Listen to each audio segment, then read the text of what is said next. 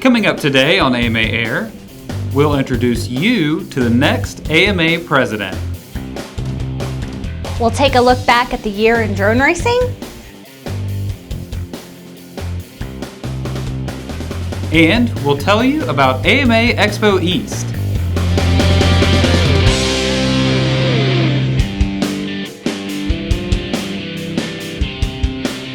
Thanks for joining us today on AMA Air, everyone. I'm Erin Dobbs. And I'm Chris Savage. We have got a great show planned for you today. We'll get started by reporting on some big election news. That's right. Our AMA presidential election results are in, and Rich Hanson is our new AMA president-elect.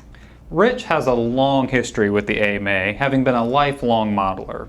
Rich has also served for nearly 25 years as an AMA official, advocating for and protecting the air modeling community. Rich has served as Vice President of District 10 and as an AMA Government Relations official, as well as has received the AMA Fellowship Award, a very high honor. Rich will be taking over office on January 1st from Bob Brown, who has served as president since 2012. It's been a big year for the AMA Foundation. The 2016 donation drive review has been released and is showing just how important your membership dollars have been this year. One of the biggest stories from that recap, reaching the $1 million milestone in awarded scholarships, really shows the impact that being a member and donating to the foundation can have on our community. And the year isn't over. There is still time to donate to the AMA Foundation. Head over to modelaircraft.org/give to learn how. Speaking of having a big year, 2016 has seen a rise in popularity of a new type of competition in model aviation, drone racing. That's right. For example, just a few weeks ago, the Drone Sports Association held its World Championships at the famous Kualoa Ranch in Hawaii. The Drone Nationals were held at Governor's Island in New York back in August. In addition, the Multi-GP Championships were held here at AMA headquarters in Muncie, Indiana.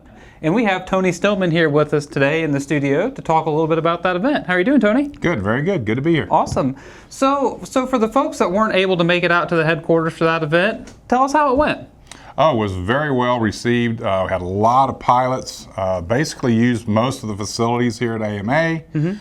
They set up 3 tracks, 2 kind of simple tracks and 1 really advanced, cool really track. Got a nice jump in the middle of it, really cool stuff. The pilots really loved it. It was a great event. Awesome. So how did that relationship form? Did they approach us? Did we approach them? How did that come to pass? Yeah, they filed to become an AMA Special Interest Group, or SIG as we call it, and for the idea of just representing drone racing in the United States. And that's what Chris Thomas and that group do very well. And so from there, we connected up to put together the event at our nationals, or as part of our nationals, and they put together the program, came out and ran it, and we supported that and went very well. Awesome. So what was the response for the pilots that were there? Well, I of course didn't speak to every one of them, but the cool thing that they like about that event is they all got a lot of flying in. That's really what everybody wants, to fly and have a good time. The weather was perfect, so we did a good job with that. The event just ran very well. They got a lot of flying in. And I think they just had a lot of camaraderie, got to go to a lot of sites, got to talk to some people. We had some other events going on at the same time, so they got to see some model aircraft fly, which was really cool. They spent some time with that, so there was a lot of interaction between the 2 groups. And the world champion who flew at this event and won also speaks highly that this was the best event he'd ever flown at. Awesome. That is great to hear. Yeah, really cool. So for the future, looking into next year, are we expecting to host them again? Yes, they're going to have another event. It's going to be late in August, and they're going to have the whole site again, hoping to have as many as 500 drone racers here. So It's going to be a really big event, so we're kind of gearing up to support that. Awesome, awesome. Well, Tony, thanks so much for all the hard work that I know you put in to make that event happen for us. Thanks a lot for coming on to the show today and telling us about it. Very good. And be sure to check back next month on AMA Air, where we'll have the winner of the Multi-GP Championship and the Drone World Championship, Sean Night Fury Taylor.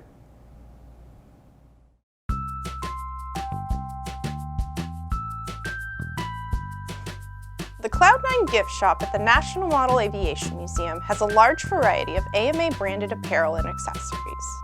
From hats to polos, t-shirts, sweatshirts, patches, and lanyards, we have all the gear you need to show your modeling pride at the club field in any season. We have trinkets for the modeler who has everything, scale model kits and rubber-powered kits for the youngsters, and gifts for your entire modeling family. Whether you're a seasoned modeler or a newcomer to the hobby, we have the gear you need to show your modeling pride. The Cloud9 gift shop is open from 10 a.m. to 4 p.m., Tuesday through Saturday. We are able to take orders in person and online for your convenience. Be sure to check out our holiday savings going on now at modelaircraft.org/shop. Over the past year, you might have noticed an increase in some special alerts called NOTAMs and TFRs, and they're usually just telling you where you cannot fly. There happens to be a pretty good reason for them, and AMA Director of Safety and Member Benefits, Ilona Main, sat down with Tyler Dobbs of our Government Relations team to explain. Thank you, Erin and Chris. I'm here today with Tyler Dobbs. Tyler works for AMA's Government Affairs Department, and we're going to talk today a little bit about NOTAMs and TFRs. Tyler, can you explain to us what a NOTAM TFR is? Sure. A NOTAM is a notice to airmen, and a TFR is a temporary flight restriction, which is a type of NOTAM. These are issued by the FAA, and they give a specific flight restriction for an area, for a special event, a hazardous condition, or a general warning for the entire airspace. Okay, and why is it that AMA is sending these to our membership? We send them to our membership, to those specifically who are affected by the specific NOTAM. So if you're getting an email saying, this is a temporary flight restriction for, let's use Muncie, Indiana, because that's our headquarters, for this day at this time, you are receiving that because you are living in that area and your operations are probably going to be occurring in that area. Okay, and so that's specific for model Correct. aviation Yes. as well. There are different kinds of NOTAMs. Some specifically mention model aircraft, and those are the NOTAMs that we send our members. Okay, so has model aviation always been affected by TFRs? They have not. Model aviation, specifically mentioned in a NOTAM, began in 2004 for the Democratic and Republican national conventions. Okay. Before that, model aircraft were not specifically mentioned in the NOTAMs. Since then, there's been hundreds of NOTAMs sent specifically mentioning model aircraft, and those have taken place in all areas of the country. Okay.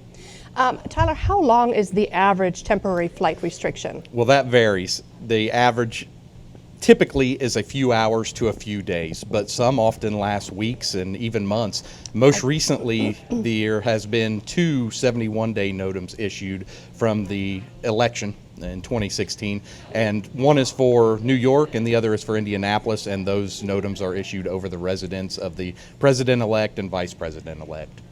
So is the presidential election the reason why we have seen so many TFRs lately? It is. With the presidential candidates and the president campaigning across the country, they have been traveling from city to city, many times, many cities in one day. Each time one of those people travel, that's a VIP NOTAM, and it specifically mentions model aircraft. So this year in particular, there has been quite a few NOTAMs issued, or TFRs, I'm sorry, issued. But after this election is through, which is now, but especially after the inauguration, we're going to see those drastically drop off, and we won't have to deal with quite this many TFRs until the next presidential election. Okay. Okay, so let's say we had mentioned earlier that we are sending emails to our members when there is a TFR in their area. Let's say I missed the email. Is there a way for me to check on those TFRs? There, like you mentioned, obviously there's a few ways we get TFRs out. First is we send an email to everybody in the affected area. Second, we post those TFRs on all of our social media outlets, including Facebook and Twitter, so you can check there. And lastly, you can go to modelaircraft.org, and in the middle of the page there's a TFR link. You click that link and it lists all the TFRs, not just the ones that mention model aircraft. So by all means, follow the ones that mention model aircraft. But if you see another one and you feel like maybe I should pay attention to this NOTAM also, then we encourage our members to do that as well. Okay.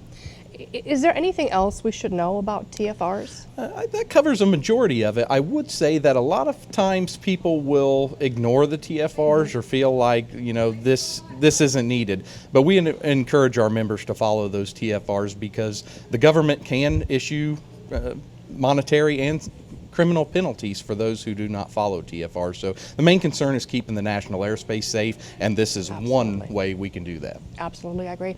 Well, thank you so much for your time, Tyler. Thank you. Back to you, Aaron and Chris. Each year, Model Aviation magazine produces a number of theme issues. While these issues contain content related to a variety of different air modeling topics, feature material is focused around a specific area of interest in these special issues. We're asking you to help us choose the topic for the July 2017 theme issue.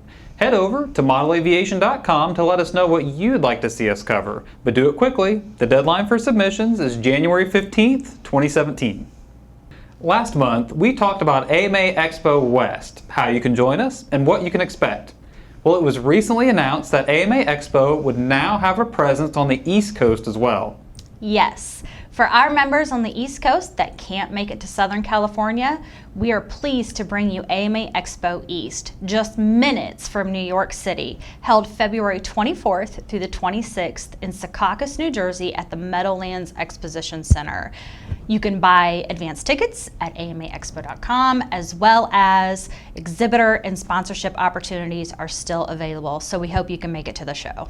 And if my understanding, we've already got a great speaker lineup in process for that. Is that right? We do. That drone show, and I would like to give a shout out to Ready Made RC for being a wonderful sponsor for us. Absolutely. Well, that's all we have for today, everybody. Thank you again for joining us on AMA Air. If you have a story you'd like to see on the show, head over to air.modelaircraft.org and send us an airmail.